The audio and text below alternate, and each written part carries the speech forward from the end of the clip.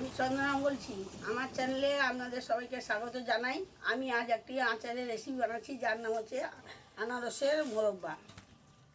এতে লাগছে আনারস, লাগছে এই চিনি, লাগছে নুন, লাগছে ফোড়ন, লাগছে জিরে, লাগছে শুকনো লঙ্কা, এলাচ, সর্ষে, পানমরি এবং লঙ্কা গুঁড়ো এবং তেল। বন্ধুরা, এই যে আনারসটা দেখছেন, এই আনারসটা কেমন কাটছি এবার আপনারা দেখুন।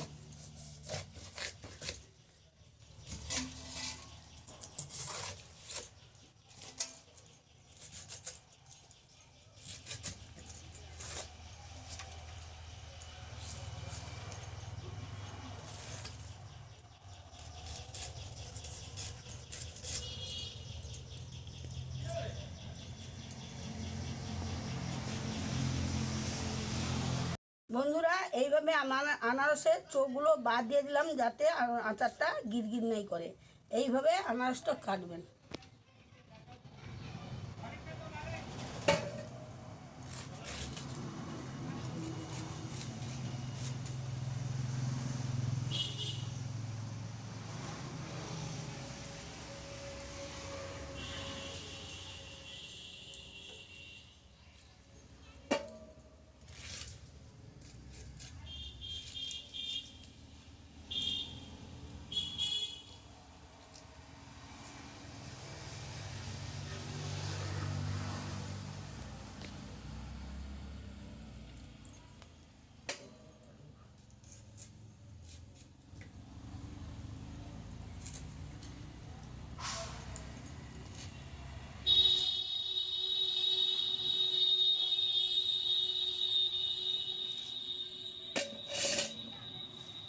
আনারসটা এইভাবে কেটে নিয়েছি। এবার আমি এতে 3 চামচ মতো নুন দেবো। 3টা আনারসে 3 চামচ নুন দেবেন। দিয়ে এটা আমি 10 মিনিট মতো আনারসটা নুন মাখিয়ে, এইভাবে নুন মাখাবেন। আনারসটা এইভাবে নুন মাখিয়ে এবার 10 মিনিট মতো আপনি রেখে দেবেন, যাতে এর ভিতরে একটু নুনটা ঢুকে। এবার আমি কড়াইটা ঢেলে এবার কড়াইটা বসালাম। এতে আমি এই যে লঙ্কাটা ফোড়নে ভেজে নেব। লঙ্কাটা বললাম এই যে ভাজা হয়ে গেছে হালকা করে। এবার আমি এই যে তুলে নিয়েছি। এবার আমি জিরে দেবো, শুকনো মশলা গুঁড়া করার জন্য একটু জিরে দিলাম, একটু ফোড়ন দিলাম। এটা মশলাটা ফোড়ন ভাজছি। এই যে পানমরি 1 চামচ দিয়ে দিলাম, হয়ে যায়। এবার আমি এই এলাচটাও দিয়ে দিলাম একসঙ্গে। এই মশলাটা আমার ভাজা হয়ে গেছে। এবার আমি এটা নামিয়ে দেবো। এবার আমি এটা একটু তেল দিচ্ছি, দেখুন সর্ষে তেল দিচ্ছি।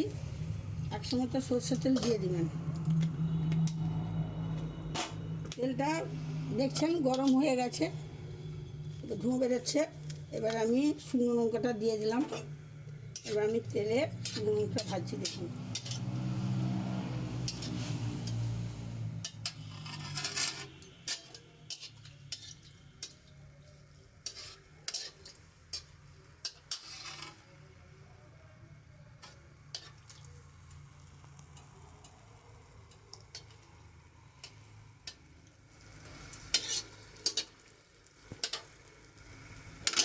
এবার আমি শুকনো ভাজা হয়ে গেছে। এবার আমি একটু 5 ফোড়ন এই তেলে দিয়ে দিলাম। 5 ফোড়নটা যে ভাজা হচ্ছে, ভাজা হয়ে এলে এবার আমি ভাজা হয়ে গেছে। এবার আমি একটু সর্ষে, সাদা সর্ষে ফোড়ন দিয়ে দিই।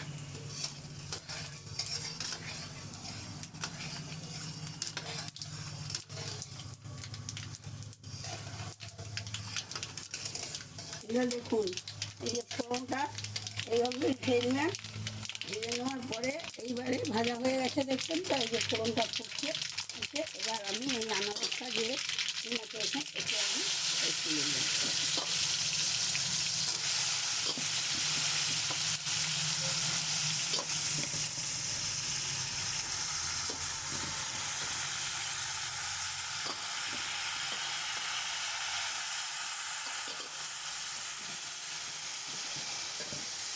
বন্ধুরা, আমি এই যে আনারসটা যে তেলে দিয়ে এটা একটু 10 মিনিট মতো আমি নাড়বো।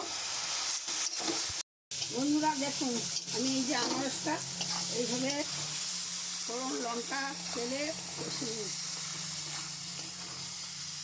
এবার এটা আমি নামিয়ে চিনি দিয়ে কষাবো।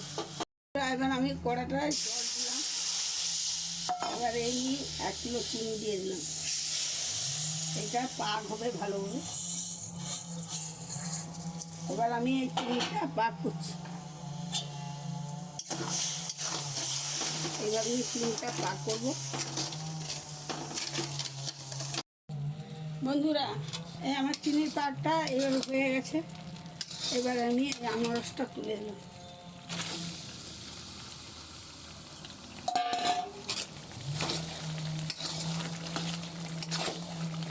5-7 মিনিট নেড়ে নামিয়ে দিলাম।